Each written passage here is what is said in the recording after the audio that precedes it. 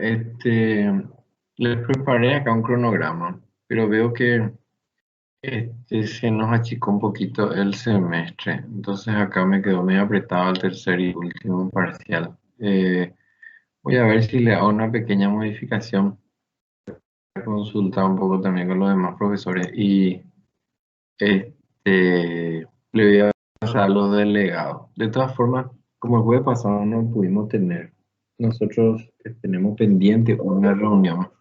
Este, Tenemos pendiente una reunión en la cual hablar un poquito de cuestiones generales de la cátedra. Entonces tendríamos que ponernos de acuerdo un día extra para recuperar esa clase del jueves pasado. Si me avisan un horario, inclusive puede ser a la siesta, a la tarde temprano, puede ser fuera de nuestro horario, a eso me refiero. Que ustedes tengan libre y que nos pongamos de acuerdo para que todos más o menos puedan participar de cómo es, digamos, el manejo dentro de la cátedra. Creo que es fundamental eso, ¿verdad? Le tengo que explicar que van a haber 3 parciales, uno último del semestre que va a ser general, vamos a hacer como era antiguamente en la época no virtual, vamos a volver a viejas costumbres, entonces quiero explicarles todo eso. Mientras tanto, vamos a empezar nuestra clase del día de hoy.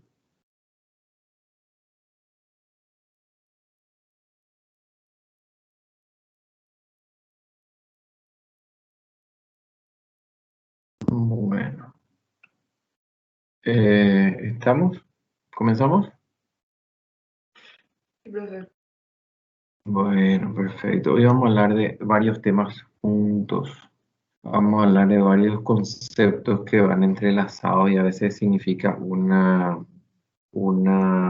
pequeña este, confusión. Vamos a hablar por un lado de lo que es acalasia, vamos a hablar por otro lado de lo que es megaesófago y como una causa muy frecuente en nuestro medio, vamos a hablar un poquito de enfermedad de Chagas. Van a ver que en nuestro país tiene mucho de común las tres cosas, pero a la hora de hacer los diagnósticos tenemos que tener bien claro de qué estamos diagnosticando. Si vamos a diagnosticar una acalasia, si vamos a diagnosticar ya una acalasia que ha producido un megaesófago, y eventualmente vamos a ver cómo hacemos el diagnóstico de la causal más frecuente en nuestro medio, que es la enfermedad de Chagas. Van a ver que los diagnósticos no son similares. En primer lugar, la acalasia es un desorden primario. ¿Qué quiere decir primario? ¿Alguien de usted tiene idea de por qué se usa la palabra primario?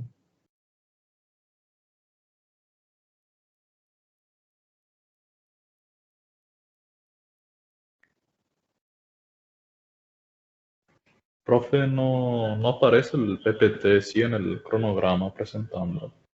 ¿En serio? Bueno, permítame un ratito. Vamos a ver. Este Teams es más complicado que el...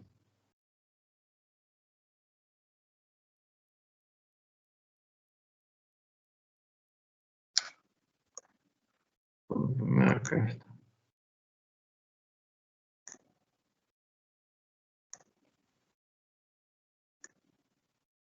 Ahora,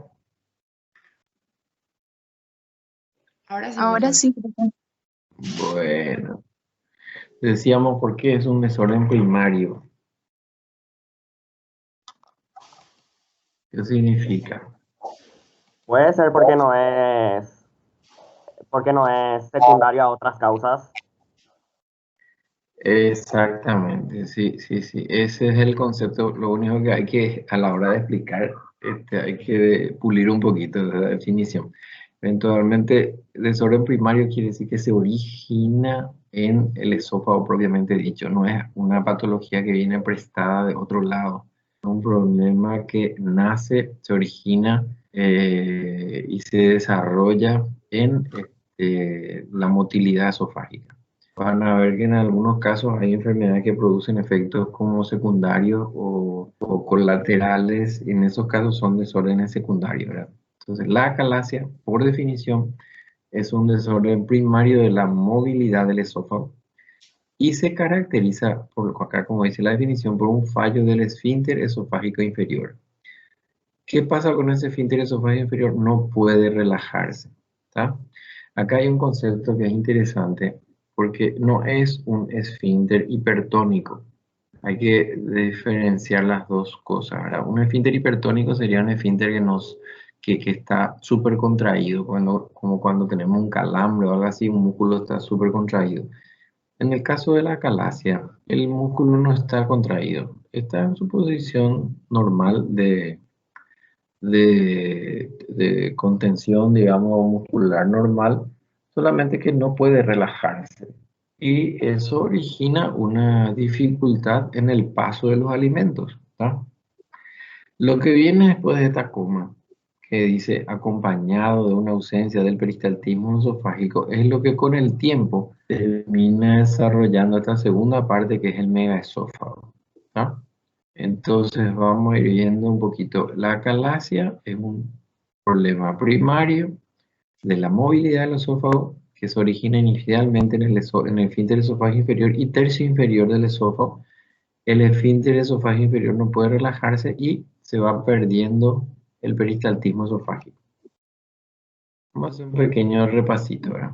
El esófago se origina en el cuello, en realidad en la base del cráneo. No tiene un origen propio porque es prestado por una serie de músculos de la región cervical que le hacen un estuche, el cual, digamos, conforma lo que sería el esófago inicial como una continuación de la faringe y laringe, lo cual hace que sea muy difícil encontrar, o definir lo que sería el extremo superior del esófago, pero se le considera su inicio el esfínter esofágico superior, que sería a nivel del músculo cricofaríngeo, ¿tá?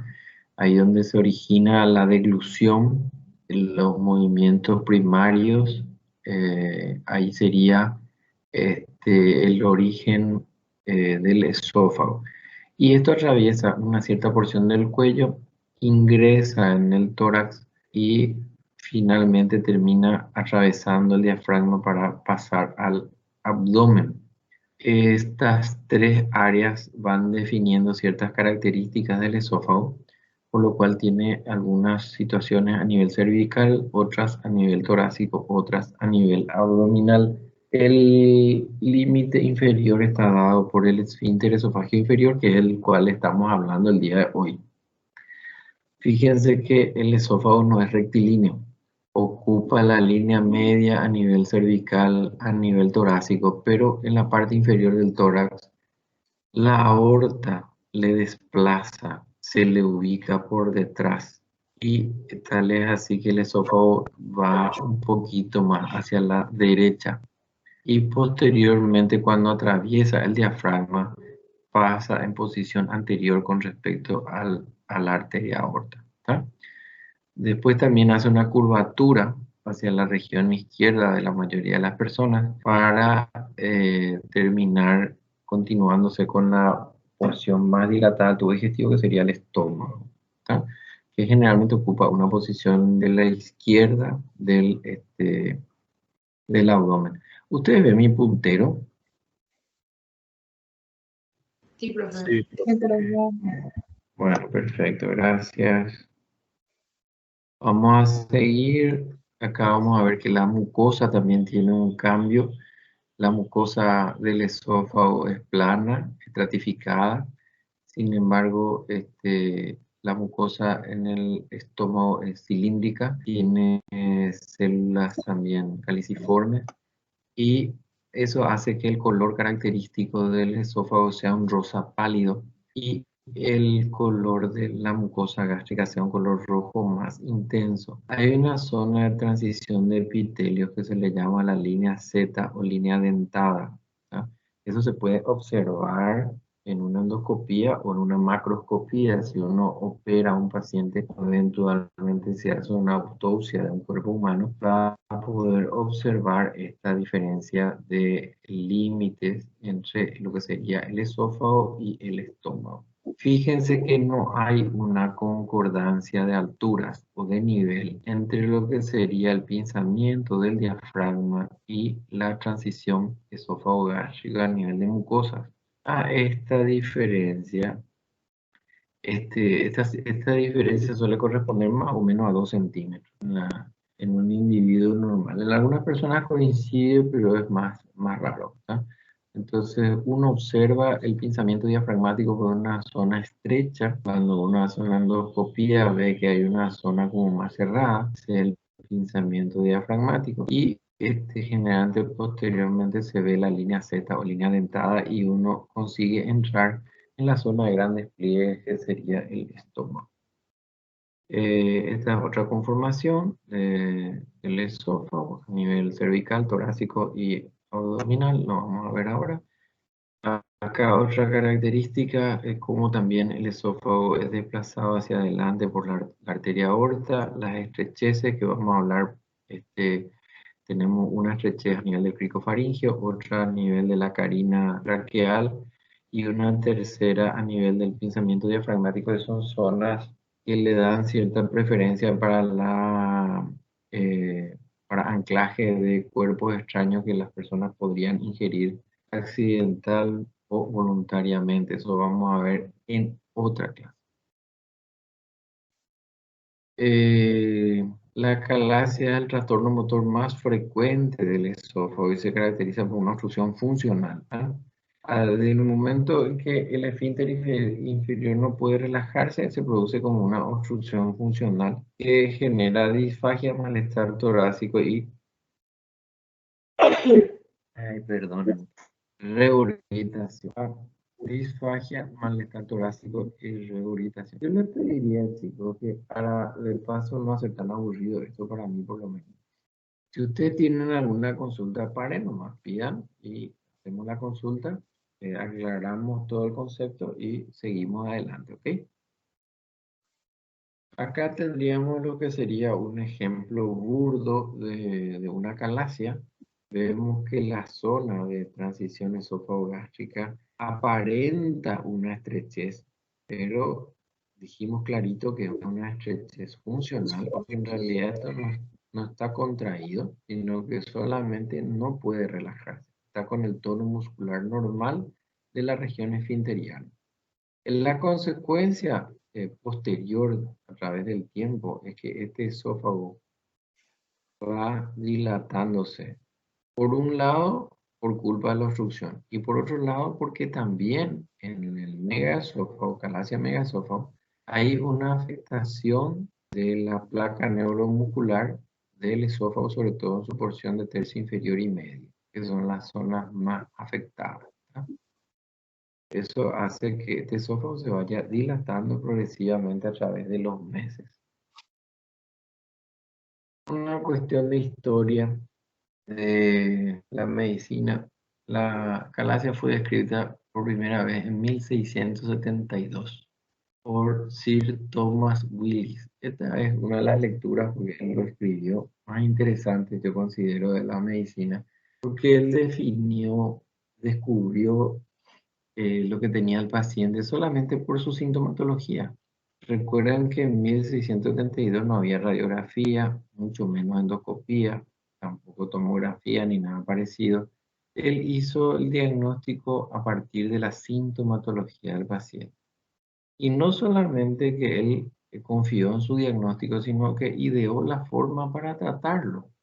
Tampoco tenía el desarrollo de materiales más sofisticados como hoy día, y entonces se ingenió con una costilla de ballena, un hueso de ballena larga, fina y con cierta dureza, resistencia, como para poder introducir en el esófago de este paciente. Le puso una esponja en la punta y él introdujo esto en la garganta del paciente y fue introduciendo en el esófago hasta llegar a la zona de la estrechez funcional, y él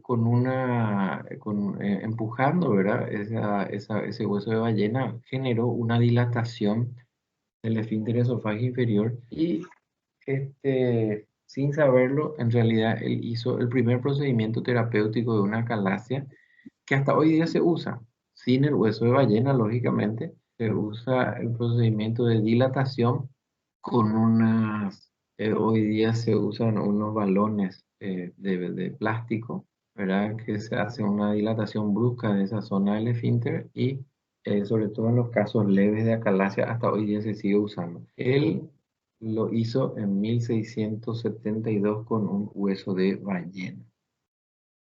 Recién 2 siglos después, se empezó a entender un poquito más lo que estaba pasando. En 1900, a inicio del siglo pasado, el brasilero Carlos Chagas, que era un infectólogo, descubrió que la vinchuca era el que transportaba el parásito, al que le dio el nombre de Trypanosoma cruzi. ¿Ah? Y este Chagas, en realidad, siendo brasilero y sudamericano, es el único en la historia de la medicina que tiene este triple privilegio de haber descubierto o definido una enfermedad, su agente causal y su transmisor, ¿verdad? En la historia de la medicina, generalmente el conocimiento va bastante más parcelado. Ay, se me fue otra la pantalla.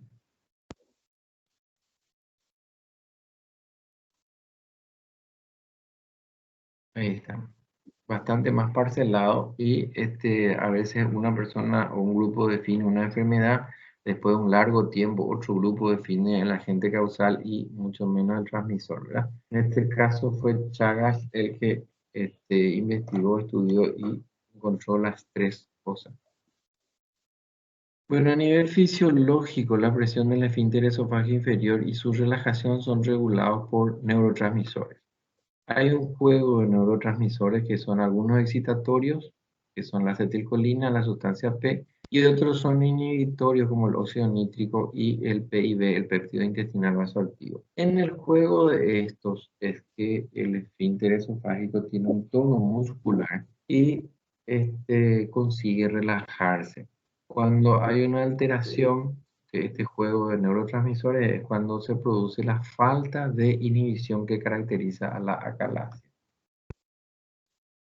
Además de esto, se observó que en países como el nuestro, que la enfermedad está causada por la enfermedad de Chagas, las personas con acalasia disminuyen la cantidad de células gangliónicas. Esto se debe a que hay una afectación de los plexos neuromusculares. Los plexos de Meissner y Auerbach son los que van sufriendo como consecuencia del daño que genera la aparición de este parásito en el cuerpo humano. ¿Tá? Generalmente hay una respuesta autoinmune que es el que destruye estas células mientéricas de Meissner y Auerbach. ¿Quiénes son afectados? Generalmente uno en cada 200.000 personas afecta a ambos sexos por igual, aparece a cualquier edad. Es importante entender, aparece a cualquier edad, pero se manifiesta entre la tercera y quinta década de vida. ¿Por qué? Porque la enfermedad la persona la puede contraer en la niñez, pero generalmente después de un periodo corto, un periodo agudo, que vamos a ver dentro de un ratito, la enfermedad generalmente entra en un periodo de crónico inactivo por años, por décadas. Y recién en la edad adulta es cuando se manifiesta con alguna afectación de algún sistema o algún órgano. En realidad, la enfermedad de Chagas en nuestro medio, el daño que más frecuentemente causa es a nivel de, a ver si saben ustedes, por favor, alguien me despierta.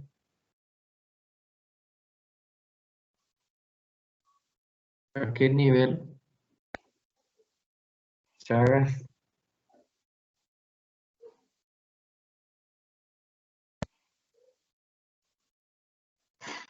De a uno, chicos.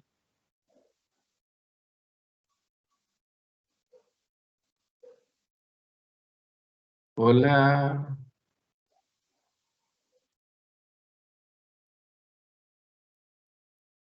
¿Hay alguien del otro lado?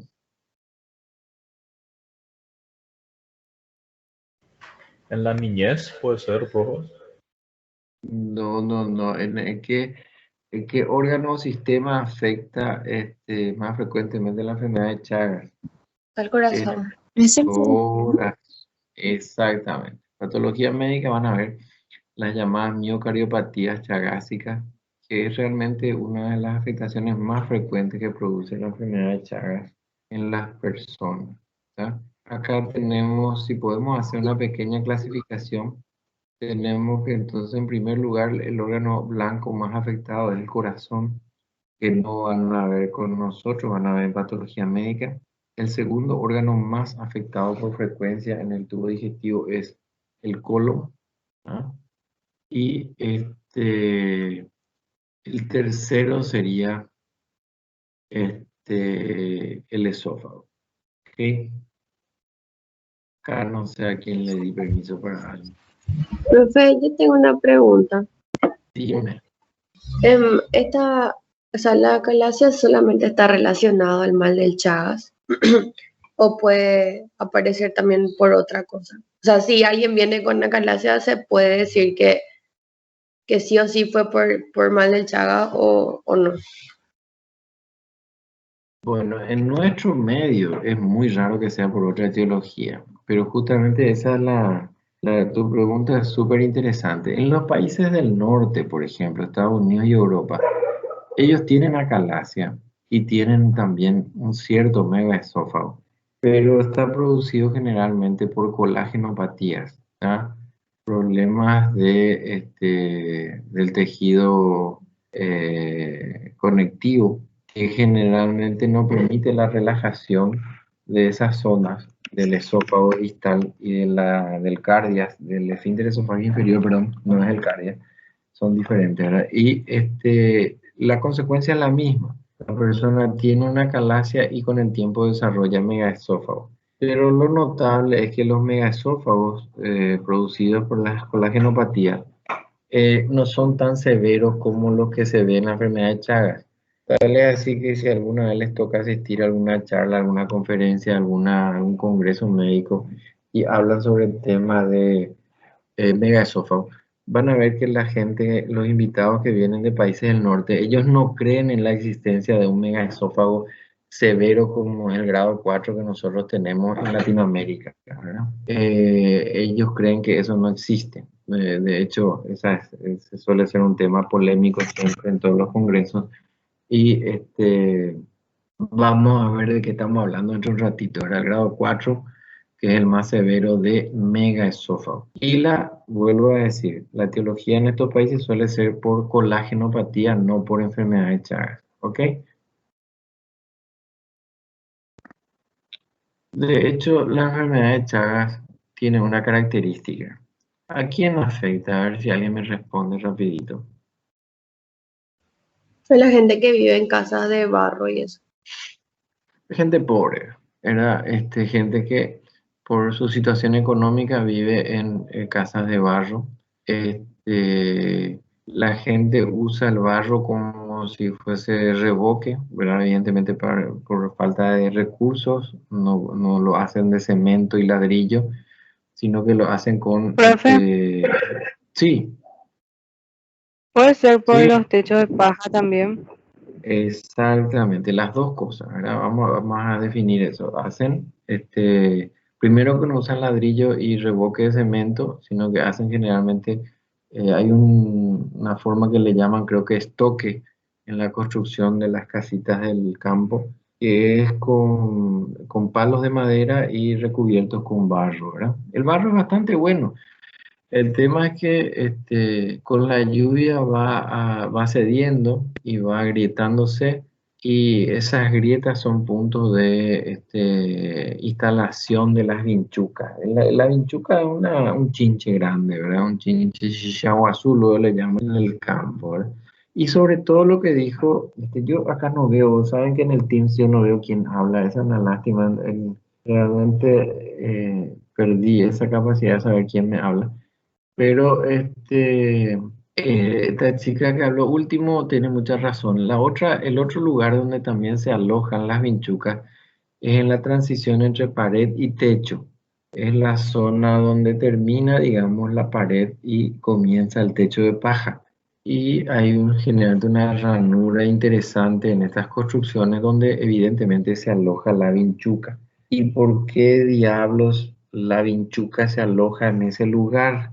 Rapidito, ¿alguien me puede decir por qué esta condenada vinchuca se va a vivir en estos lugares?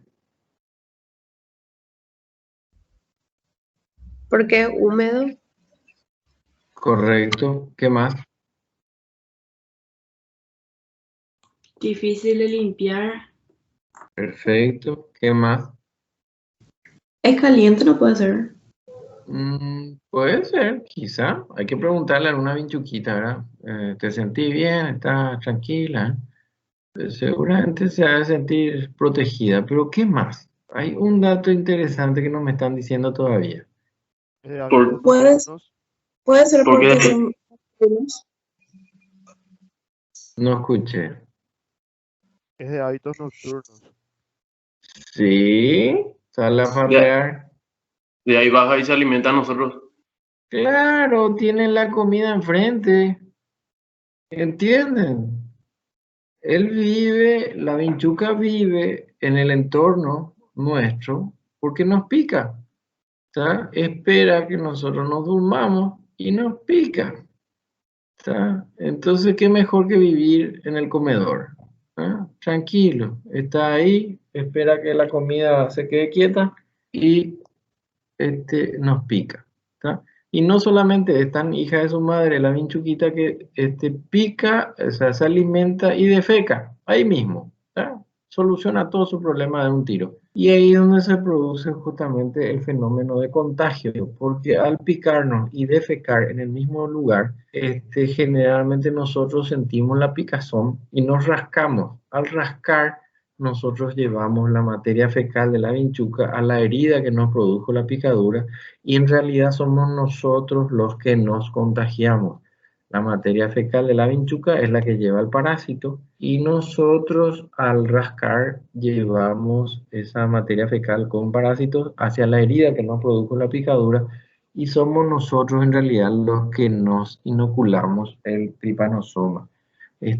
Entonces, evidentemente podemos decir que si bien es un problema de salud, en realidad es un problema social. También por eso es fácil entender cómo una enfermedad como la enfermedad de Chagas, tantos años, fíjense, en 1909 Carlos Chagas hizo su descubrimiento, hasta hoy día no hay un tratamiento 100% sencillo, no hay vacunas 100% sencillo. Fíjense con este tema el coronavirus, como en menos de un año todas las empresas se dedicaron a generar una vacuna. Hay mucha plata detrás de eso, ¿verdad? Pero evidentemente a un país pobre, a gente pobre, que le van a vender vacunas, ¿verdad? Entonces no hay un interés comercial y también la humanidad, gracias a eso, no genera una solución para la enfermedad de Chagas. Algún día podemos debatir sobre eso, pero es una realidad que nos acompaña, la realidad social y socioeconómica. Generalmente estos pacientes... Dime. Disculpa por interrumpir. ¿Ves que vos dijiste que el tratamiento era, o sea, comenzó con el del hueso de ballena y todo eso? Una vez digamos, que se hace eso, después ya se cura, digamos, No. el coso, o es un tipo algo que se tiene que hacer varias veces.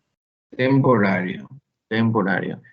En realidad es una tristeza por la forma en que se dan nuestras materias, pero es la forma en que hace siglos se enseña la medicina, ¿verdad? Pero nosotros vamos a ver patología, vamos a aprender a identificar la enfermedad, las etapas, inclusive las consecuencias evolutivas, las formas evolutivas que puedan tener las enfermedades. Pero el tratamiento, evidentemente yo no les voy a poder preguntar. Quizá por curiosidad o para complementar podemos hablar de tratamiento, pero sobre todo para ustedes les estoy diciendo esto, ¿verdad? Yo no tengo problema de hablar de tratamiento, pero no va a entrar en los exámenes.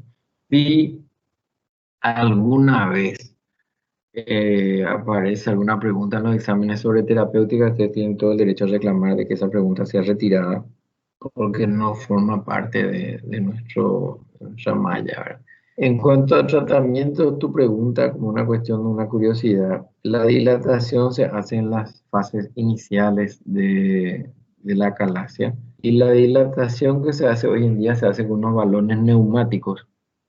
Son unas sondas que tienen como unos globos de plástico que lógicamente se introducen desinflados. Eso se coloca a nivel de la transición esófago-gástrica y se infla bruscamente, no suavemente, sino bruscamente, y se produce realmente la ruptura de algunas fibras en la región de la transición esófago-gástrica de tal forma a que se produzca una dilatación que pueda durar un tiempo. Ustedes se imaginan que si hay ruptura quiere decir que hay herida, si hay herida quiere decir que va a haber cicatrización, quiere decir que este es un procedimiento que no se puede hacer demasiadas veces porque el tejido va a ser reemplazado cada vez más por tejido cicatricial duro, que al final va a terminar transformando la calasia en una estenosis, ¿verdad? Que tampoco no nos interesa que ocurra, pero a modo de comentario, en las etapas iniciales de la acalasia se puede hacer, y de hecho se hace hasta hoy día, uno de los procedimientos es la dilatación neumática. Otro y más sencillo, pero que también tiene un efecto bastante más temporario, es la inyección de una sustancia que usan mucho, sobre todo las mujeres, hoy en día también los varones usan para eliminar arrugas, que es el Botox. La toxina botulínica se inyecta también por vía endoscópica en el esfínter esofágico inferior y con lo cual se produce una relajación temporaria de esa región. ¿Ok? Aproximadamente un tercio de estos pacientes experimentan un cierto dolor esofágico, que es más bien una sensación de dificultad que empeora cuando el paciente come y traga. Antes siente cierta dificultad para que esa comida pase. Con el tiempo las personas se acostumbran a comer cada vez más chiquitito, en pedacitos más chicos, mastican cada vez más la comida o cortan, si son comidas sólidas, en pedazos más pequeños y se acostumbran sin querer a ir tomando líquidos para facilitar el paso de los alimentos. Esto generalmente va acompañando al progreso de la enfermedad, a la evolución de la enfermedad. Un 60-90% de los pacientes regurgitan los alimentos, generalmente después de esta, pero eso sería ya más en los casos avanzados. Aquí vamos a ver una diferencia. La regurgitación son alimentos que no han llegado al estómago, por lo cual no tienen un contenido ácido.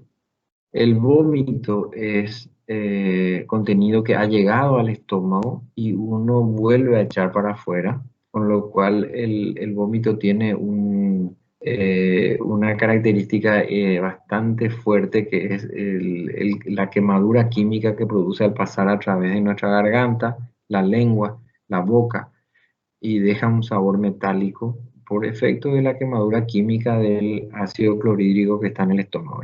En el caso de la calasia, como estos pacientes no llegan a permitir el paso de los alimentos al estómago, lo que retorna hacia su boca es lo que se llama una regurgitación. No es ácida, entonces no tiene este elemento de acidez o de sensación de quemadura química que poseen los vómitos, ¿tá? Vómito y regurgitación son cosas diferentes y en la próxima clase vamos a diferenciar también del reflujo. Son tres cosas diferentes que tenemos que entender. Hoy nos quedamos con dos: vómitos y regurgitación. En el caso de la calasia hay regurgitación. ¿Okay? El 30% de estos pacientes tiene tos nocturna y 10% complicaciones broncopulmonares, sobre todo neumonía por aspiración. Usted se puede imaginar personas que retienen contenido alimentario en el esófago, sobre todo cuando se acuestan en posición de decúbito. Es el contenido en el esófago que debería estar vacío. Ese esófago puede ir hacia el tercio superior y broncoaspirarse, con lo cual puede desde generar un simple proceso reactivo de tos la noche, lógicamente tos nocturna, o de hecho puede broncoaspirarse y generar un proceso de neumonía por aspiración. Diagnóstico. Primero hay que sospechar la enfermedad, ¿verdad? Y la forma textual de investigar a estos pacientes es, en primer lugar, un estudio radiológico, segundo lugar, la endoscopía, tercer lugar, manometría esofágica. Hay una clase que nos quedó pendiente sobre sensibilidad y especificidad de los estudios, que me gustaría que algún día combinemos para que podamos hablar mejor sobre estudios diagnósticos. Pero vamos a ver que el estudio radiológico en la acalasia y megaesófago tiene muy baja sensibilidad. Quiere decir que es muy difícil que nosotros podamos observar en una radiografía fenómenos de imagenología que nos sugieren una acalasia. Sí, el megaesófago es bastante más visible en la radiología contrastada, ¿tá? Pero la acalasia pura, cuando todavía no ha generado un megaesófago, es bastante más difícil de observar. La endoscopía también tiene sus ventajas y tiene sus desventajas, como vamos a ver dentro de un rato. Y por último, la manometría esofágica, que es la medición de presión. Mano es presión, metría es medición, manometría del esófago es la medición de la presión del esófago y particularmente el esfínter esofágico inferior. En el caso de la radiología tiene que ser sí o sí con contraste, porque si nosotros hacemos una radiografía de tórax de cualquiera de nosotros, el esófago no se ve. ¿Por qué no se ve? Y porque es radio lúcido, no es radio opaco. Los rayos atraviesan en las paredes musculares del esófago y no se visualiza. Entonces, para poder visualizar el esófago, uno tiene que dar un contenido para que haga una sombra radiológica que pueda ser observada. Acá están las características, pero les voy a mostrar mejor sobre una imagen, ¿tá? Normalmente cuando uno ingiere un líquido de contraste, el contraste pasa rápido al estómago, rápido, así como suena. Uno traga, esto llega al nivel del esfínter esofágico inferior y rápidamente se vacía al estómago. Cuando el paciente tiene una dificultad en la relajación del esfínter esofágico inferior, van a ver que el contraste se acumula en el esófago y van a ver teñido el esófago, algo que normalmente es muy difícil de observar. Después van a ver esta característica de punta que se llama pico de ave o cola de ratón, que es la forma en que se va afinando esta porción final del esófago para pasar en forma filiforme al estómago, el cual se va llenando en forma muy gradual. Aquí no se ve, pero también el paciente, si está parado, generalmente este estudio se hace parado, van a ver que se genera un nivel hidroaéreo, cosa que normalmente no se observa tampoco cuando una persona normal se hace una radiografía contrastada del esófago. Este es en positivo, la misma cosa, contraste acumulado, el pico de ave, cola de ratón, pasaje filiforme. En una radiografía simple, generalmente no se observa nada, a excepción de casos muy severos de megaesófago, en el cual uno puede observar estas sombras, que son muy raras de ver. Generalmente, si uno observa esto en un paciente, lo primero que pensaría sería en una mediastinitis, porque acá lo que se ve en realidad es el contorno del esófago. Y lo que contrasta ese esófago no es líquido de contraste, sino porque esta es una radiografía simple. Lo que en realidad acá se observa es el alimento que se va quedando depositado y pegado a las paredes del esófago, que con el tiempo se pudre, se acidifica y se va volviendo cada vez más radiopaca. Por eso en algunos pacientes con acalasia y megaesófago de larga data, uno en algunos casos puede observar esta imagen. Fíjense que por fuera de la sombra cardíaca uno ve una sombra agregada que podría confundirse con el mediastino, ¿tá? Esto no es una mediastinitis, esto es un megaesófago de larga data con residuos alimentarios ya depositados en las paredes. Acá ven lo que son los niveles hidroaéreos, ¿tá? Contraste que no pasa, se forma un nivel que va bajando muy lentamente pico de ave, cola de ratón, pasaje filiforme, estómago con poco contraste. Acá otra cosa, nivel hidroaéreo, pasaje filiforme, contraste en poca cantidad en el estómago. En los casos avanzados ya de megaesófago, se puede dar esófagos que ya han perdido totalmente la capacidad de tono muscular en sus paredes. Y el esófago adquiere esta característica. ¿A qué les hace? Cuando ven ustedes esto, ¿qué piensan? ¿Qué órgano piensan que está ahí? ¿Qué les viene a la cabeza? Colon sigmoide. Colon, parece colon, ¿verdad? Esta forma bullonada, como dibujito de nube, parece colon, intestino grueso. Por eso, de hecho, se le llama esófago sigmoideo, sigmoidización del esófago. Tanto está dilatado este esófago, tanto ya dejó de tener tono muscular, que las paredes tienen estas indentaduras que asemejan un intestino grueso. ¿Tá? Entonces, esta es la última fase, el megaesófago grado 4, el megaesófago llamado sigmoideo. Esta es la categoría que los europeos y estadounidenses no creen que existe, porque ellos no llegan a ver este tipo de pacientes. El daño esofágico que producen las colagenopatías no es tan severo como para llegar a este estadio de deterioro esofágico. Este es un esófago ya inservible, ¿no? A modo anecdótico les cuento que ya el grado 4, la terapéutica es sacar el esófago y reemplazar por otro órgano. Ya este esófago es inservible, no sirve más para nada e inclusive es un problema para el paciente porque él ni siquiera permite un vaciado filiforme, retiene el alimento, no pasa de ninguna forma. El paciente pierde muchísimo peso, se desnutre, entonces estos esófagos deben ser reemplazados generalmente por estómago o por colon. Son cirugías de gran porte, pero no hay otra alternativa, por lo menos hasta el momento. Como diagnóstico diferencial, sí, dime. Hola. Bueno, como diagnóstico diferencial, toda la patología que afecte la transición esófago-gástrica tiene que entrar dentro de nuestra batería de diagnósticos diferenciales.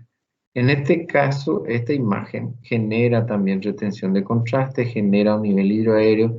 Fíjense que acá no hay un pasaje filiforme, pero sí hay un pasaje dificultado. En este caso es un tumor de la transición esófago-gástrica. Puede ser un tumor de la transición, puede ser un tumor del tercio inferior del esófago, puede ser un tumor de la porción superior del estómago, que va a producir imágenes parecidas a esta. ¿Cuál es la gran diferencia entre estos? La evolución. Generalmente los pacientes con acalasia megaesófago, la evolución es de muchos meses, inclusive años, para llegar a un megaesófago. En el caso de una estenosis tumoral, pasan semanas y pocos meses para que la progresión de la disfagia, esa dificultad de paso de los alimentos, se produzca. ¿Ok? Y fíjense también, no hay un megaesófago como tal, porque evidentemente no hay un daño esofágico. Acá el daño está solamente en la transición, que hay una estenosis por un tumor, ¿no? Entra como diagnóstico diferencial. El megaesófago usa como método de diagnóstico mire, ahora les hablo de megaesófago, ¿verdad? Usa a la radiología como método de clasificación. El grado 1 sería de normal hasta 4 centímetros, sería de 2 a 4 centímetros. El grado 2 de 4 a 7, el grado 3 de 7 a 10 y el grado 4, el grado más severo de esófago inservible, serían en dos situaciones, o tres en realidad, ¿verdad? Más de 10 centímetros de un lado al otro, más de 10 centímetros, o sigmoidización, que es este aspecto de colon sigmoide, o pérdida del eje sería también cuando una persona tiene un esófago que hace como una L, por una rodilla que se forma con este esófago, quiere decir que también tiene el mismo significado que la sigmoidización del esófago. Entonces, si tenemos un paciente con una radiografía contrastada que mide 8 centímetros, sería un grado 3, ¿ok? Si tiene 5 centímetros, sería un grado 2. Si tiene 3 centímetros sería un grado 1. ¿Estamos de acuerdo? Otro detalle es que para hacer este diagnóstico, fíjense que esto se desarrolló hace unas décadas atrás, tiene que ser radiografía realizada en tamaño normal. Antes las radiografías se hacían con colocación de una placa radiológica detrás del paciente y era como una fotografía de la sombra que producían los rayos sobre la placa radiológica. Hoy en día eso cambió bastante porque se utiliza un sensor digital. Tal es así que la imagen es procesada y muchas veces una persona sale de un consultorio radiológico con una radiografía en la cual hay 4 imágenes pequeñitas que corresponden a tórax, abdomen y una serie de cosas porque la imagen es reducida y colocada como si fuera trabajar por Photoshop, ¿no? Para hacer esta medición, lógicamente tiene que ser en tamaño real en el cual uno pueda medir este diámetro lado a lado para poder usar esta clasificación. La endoscopía es muy importante, pero lo que van a ver en las radiografías, en la endoscopía generalmente es un esfínter esofágico que no se relaja. Llegamos hasta el lugar, generalmente el endoscopista manda aire. Eso tiene que ser normalmente en un individuo que no tiene afectación del esfínter esofágico inferior, tiene que significar para ese esfínter como que está llegando una onda primaria o una onda secundaria del esófago y tiene que relajarse. Cuando hay una acalasia dijimos que hay una falta de relajación, entonces el esfínter esofágico permanece cerrado, inmutable. Está ahí un pequeño agujerito que no se relaja. Y esto con el endoscopio uno tiene que entrar acá medio empujando para poder pasar. No hay una resistencia firme porque no hay una estenosis, por lo menos no inicialmente, pero no se puede pasar sin hacer ese empujoncito porque el esfínter no se relaja espontáneamente. Acá tenemos otro esfínter cerrado, no está hipertónico, solamente está cerrado y no se relaja. Acá tenemos ya un paciente con un grado más avanzado. Fíjense que las paredes están más dilatadas. ¿Qué es esto amarillo? Acá hay saliva. Esto amarillo, ¿qué sería? Perdón. Restos de comida. Exactamente, restos de comida. No sabemos de cuánto tiempo. Eso se va adhiriendo a las paredes y va formando. Acá tenemos un caldito, ¿verdad? Con también impregnación de todas las paredes. Esto es lo que eventualmente en un mega muy severo uno puede llegar a ver en la radiología, estos restos de comida putrefacta y ya acidificada. Estos pacientes, si llegan a regurgitar este contenido, como es alimento descompuesto y acidificado, puede ser una dificultad diagnóstica porque el paciente puede sentir ácido. Recuerdan que dijimos una característica de la regurgitación era que no era ácida, ¿verdad? Pero en los megaesófagos muy avanzados, con restos alimentarios de larga data, la regurgitación puede ser ácida. Entonces, es un desafío muchas veces para hacer el diagnóstico y interpretando hace cuánto tiempo empezó este problema, cuándo tuviste dificultad para tragar, cuándo te obstruiste. Generalmente la gente no recuerda la fecha en que comenzó, pero sí recuerda eventos en los cuales tuvo problemas. Lo que la gente nunca falla es preguntar, por ejemplo, en la Navidad pasada o en el Año Nuevo, ¿comiste bien en tu cumpleaños? ¿Y en qué época es? Mediados de año. ¿Comiste un asadito? ¿Comiste un pedazo de carne? ¿Pudiste tragar bien? ¿Tuviste dificultad? Nosotros recordamos más bien eventos y momentos. Es difícil decir, no, yo allá por abril dejé de tragar bien, ¿verdad? Eso no pasa con la especie humana. Acá tenemos otro caldito con impregnación también de restos alimentarios. Fíjense que esto es retenido, a pesar de que está ahí quieto, esto no pasa al estómago porque el esófago ya va siendo inservible y no genera ni siquiera la fuerza mínima como para vaciar este contenido al estómago. Acá la misma cosa, una calasia, otro caldito. El uso del Botox, nada más de forma anecdótica, puede producir una relajación que dura unas cuantas semanas, meses. Se usa generalmente en personas que no pueden generar otro tipo de terapéutica o personas de cierta edad en la cual, digamos, la expectativa de vida es muy corta. Entonces se realizan estos tratamientos que son de soporte. La dilatación también es uno de ellos, pero es bastante más invasiva que el uso del Botox, ¿tá? Para ustedes es un comentario nada más al margen. La manometría, dijimos, esto vamos a ver mejor el próximo jueves, vamos a hablar de cómo se hace la manometría, pero básicamente uno revisa las ondas de presión y se usan aparatos como este, es una sonda que va teniendo niveles. Fíjense que cada uno de estos, en realidad estas ondas son varias onditas. Cada una, esta va a diferente altura. Esta primera va más aquí arriba, esta segunda mide un poquito más abajo, esta tercera mide más abajo y así la última finalmente tiene que medir la presión aquí, ¿verdad? ¿Qué pasa normalmente? Uno al tragar genera una onda primaria, una onda positiva que se registra en el canal superior. Esa después se relaja, esa onda primaria se registra en el canal inferior, en el segundo canal, luego en el tercero, luego en el cuarto. Y si la persona es normal, el último canal, el que está en el esfínter esofágico inferior, tiene que generar una onda de relajación. Porque esa es la característica fisiológica, ¿verdad? La onda positiva excitatoria produce contracción a nivel de todo el esófago y produce relajación en el esfínter esofágico inferior. Entonces tenemos una onda positiva en los primeros canales y una onda negativa en el último canal. Esto que es mejor, acá vemos entonces en un paciente normal, esto es normal aquí.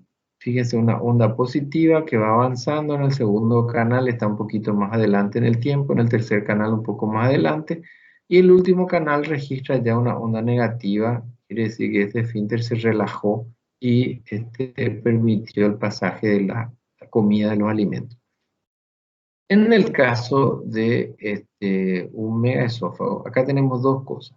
La acalasia sola va a producir que esta onda negativa no se visualice. Vamos a tener una onda que va a seguir siendo positiva porque no hay relajación. Solo eso, con esto va a ser un diagnóstico manométrico de acalasia.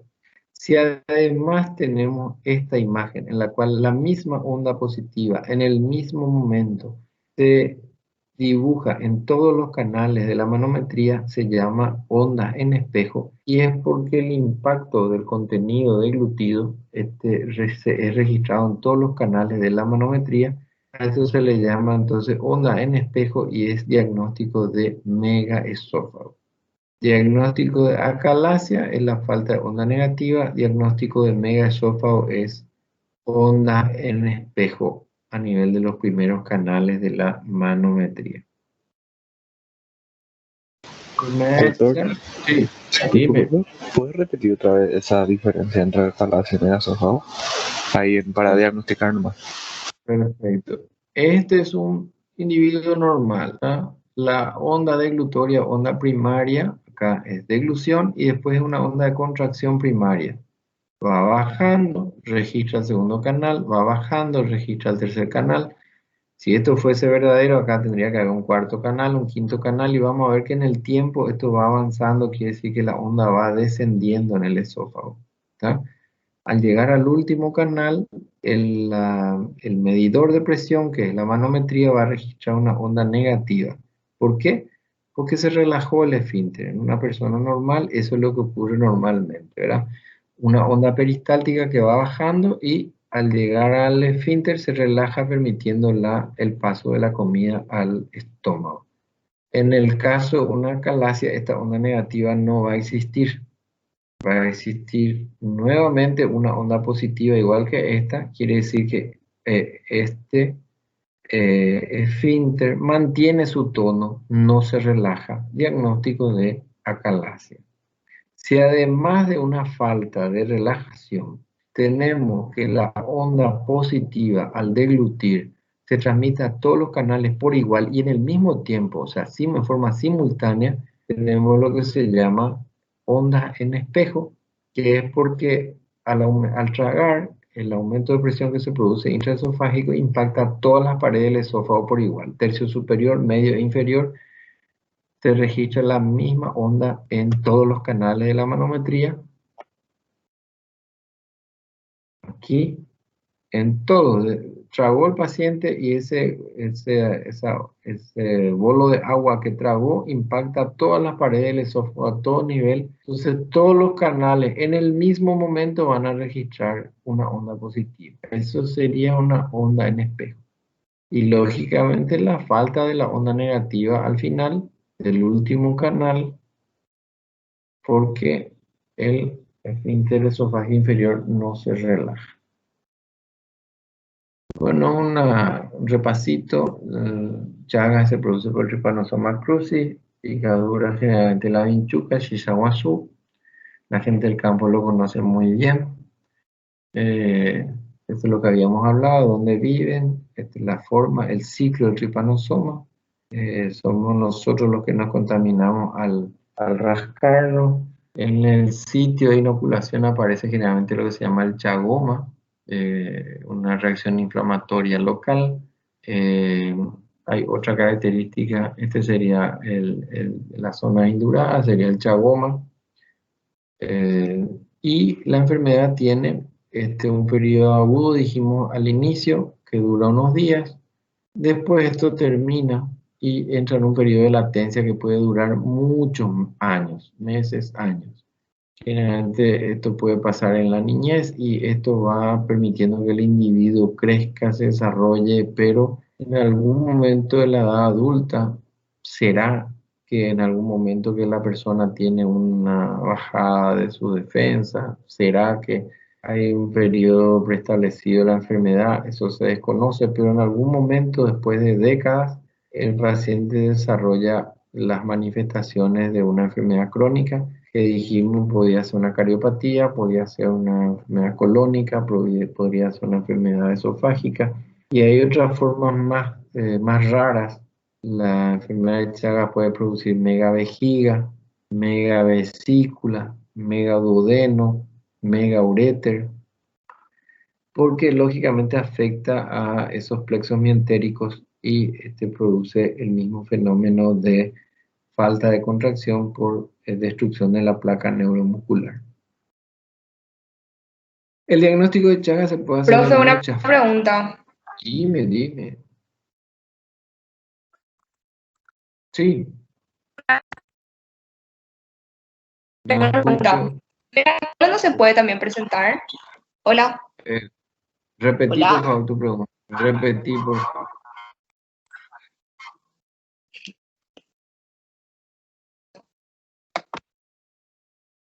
Repetí, por favor, la pregunta. Hola.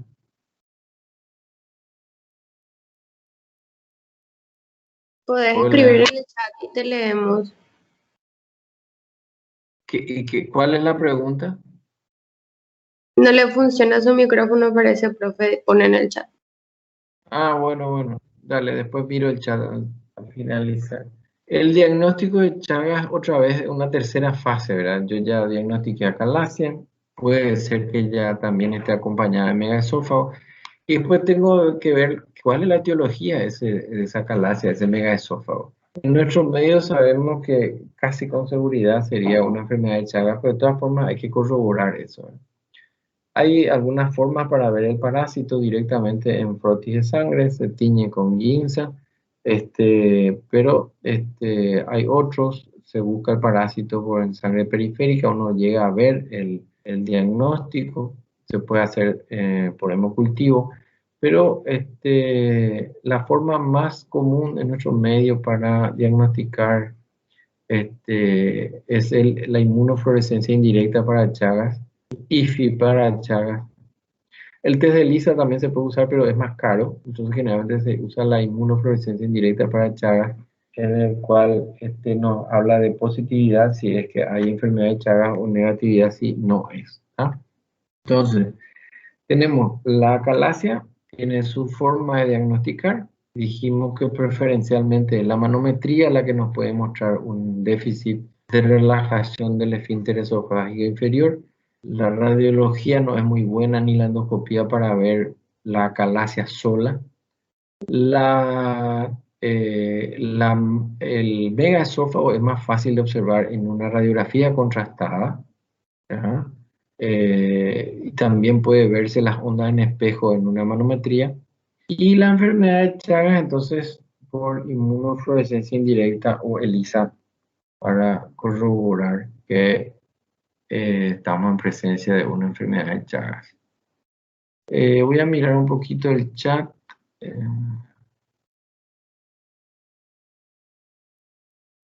A ver. Profe, Sí, el megaesófago de grado 4, o sea, el esófago sigmoideo, había dicho que solamente puede ser reemplazado.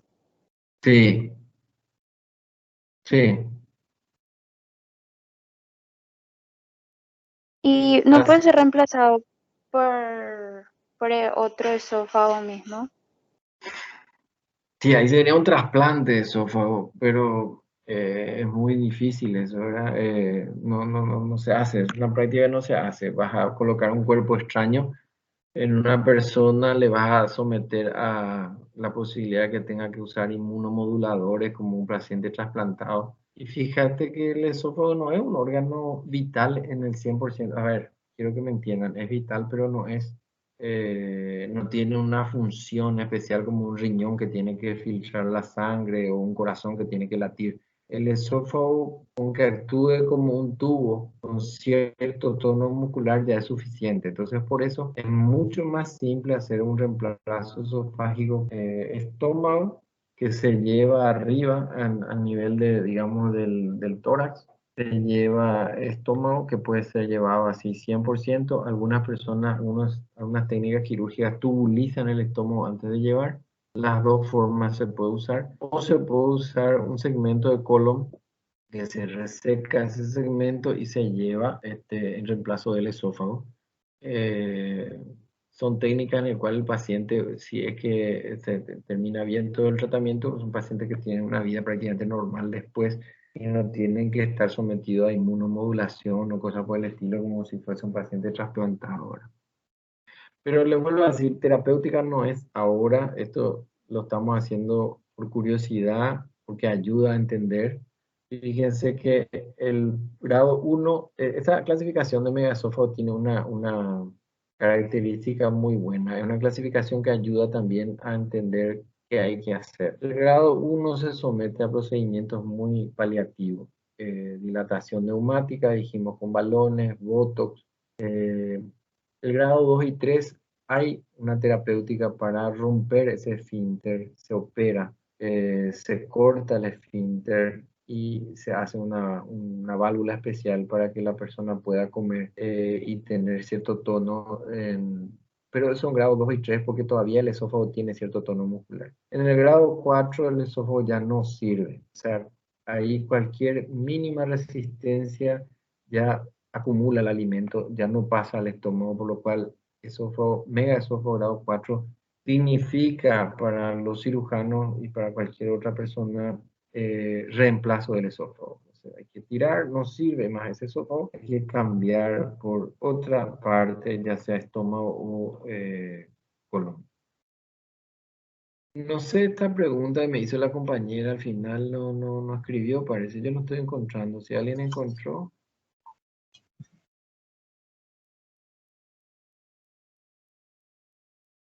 Chagas puede darme a colon. Sí, claro.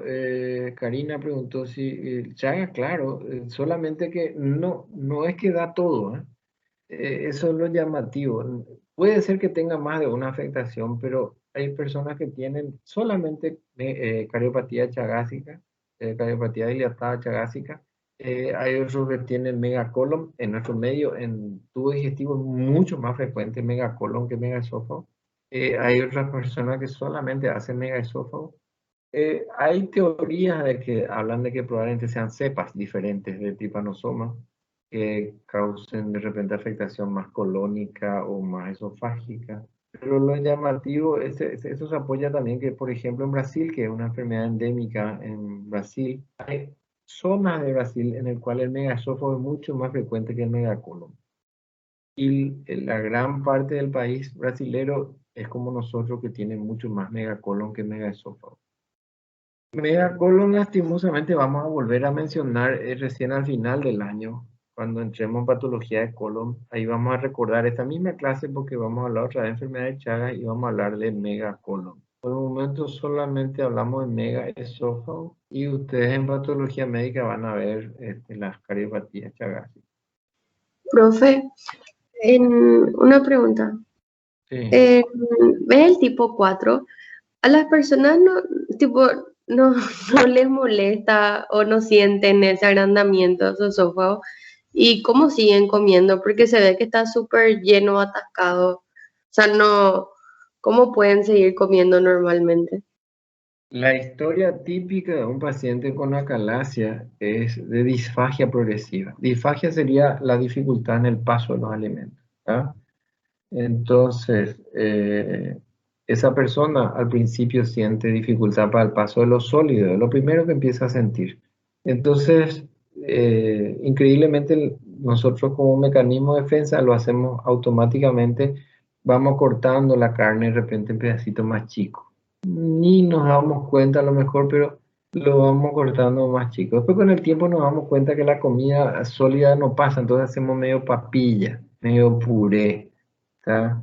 Y aunque no lo crean, como es un cambio tan gradual, tan lento, pasan meses, años, año y medio, a veces más tiempo, desde el inicio de los primeros síntomas, hasta que la persona de repente se da cuenta que perdió mucho peso, generalmente la familia es la que le llama la atención.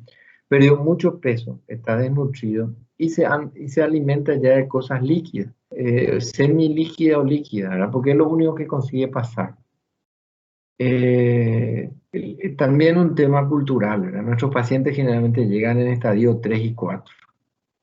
Probablemente en culturas diferentes la persona consulte mucho más precozmente y uno puede hacer diagnóstico en estadio 1 o 2, ¿verdad? En nuestros medios generalmente la gente llega a la consulta muy tardíamente y vemos muchísimo más grado 3 y grado 4, con pacientes en mal estado. A veces hay que nutrirlo durante un tiempo antes para que puedan soportar una cirugía de gran tamaño, de gran porte. Y bueno, esa es parte de nuestra realidad, chicos. Gracias, profe. Ok. El cronograma le voy a pasar a los delegados. Voy a ver si modifico un chiquito el espacio. Ellos ya le pasan a ustedes. Y segundo, queda el compromiso de que fijemos un día que ustedes tengan libre. Puede ser, nos combinamos y nos ponemos de acuerdo, puede ser fuera de nuestro horario de patología quirúrgica para ver un poquito la connotación de la cátedra que no pudimos hacer el jueves pasado. Entonces, me parece importante porque son, para que todos hablemos el mismo idioma, que no sea que después digan, no nos avisaron que esto era así, esto era asado. Entonces, que quede bien claro, un día, por lo menos una horita, necesito que me den para recuperar el jueves pasado que no pudimos poner de acuerdo. Si no hay más preguntas, chicos, el sábado están con el doctor Jara, el doctor Barúa, el lunes con el doctor Lurachi y el próximo jueves otra vez conmigo. ¿Ok? Que estén bien. Suerte. Chau, chau, chau. Chao, profe. Suerte. Chao, profe, gracias. Chau, chau, chau, chau.